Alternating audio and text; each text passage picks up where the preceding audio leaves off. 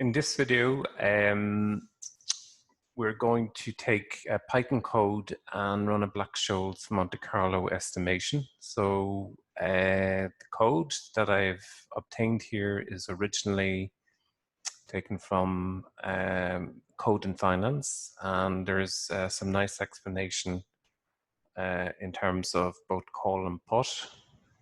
And then the approach is slightly different in that they import data in their estimation. So for my purposes, I'm purely going to input in parameters that I'm familiar with, run up to 1 million simulations, and then compare the output for a call option and then a put option, which isn't specified here, against actual Black-Scholes model.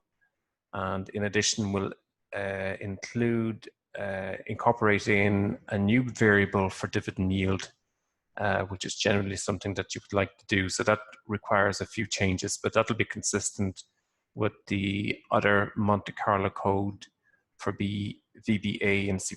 So we have VBA code here based somewhat on Espen Hogue, and we had a specification for dividends, and we'll also have the same below, but for the Python code. Okay, so let's just take this snippet of Python code and copy, right? And we'll initially just go into an online compiler, OnlineGBD, GBD, and we'll open up that web page, that browser, in the browser, and then specify the language Python 3, remove whatever code is here and just paste. And then the values that I've selected here are standard values that I've been using all along in the varying estimations for the European option. But we have a stock price of 100, volatility of 20%, risk-free rate of 5%, no dividend yield, but we will include a dividend yield in. T is equal to 1 year, and the exercise is 100. And we're going with 1, 2, 3, 4. So we're going with a 10,000th run or simulation. And we should have a European call of 1045 and a European put value of 557. So we're a little bit out, but if we increase the number of simulations, we'll get closer to the 557 and the 1045 for the call option. Okay, let's go again. Now it's reasonably fast. Run, and I think we're up to 100,000 steps. 1, 2, 3. So this is 1 million steps, and this should actually be relatively accurate.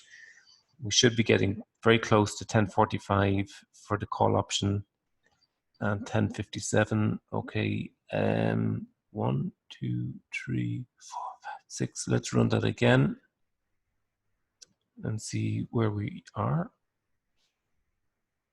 And the value we obtain again for Black-Scholes.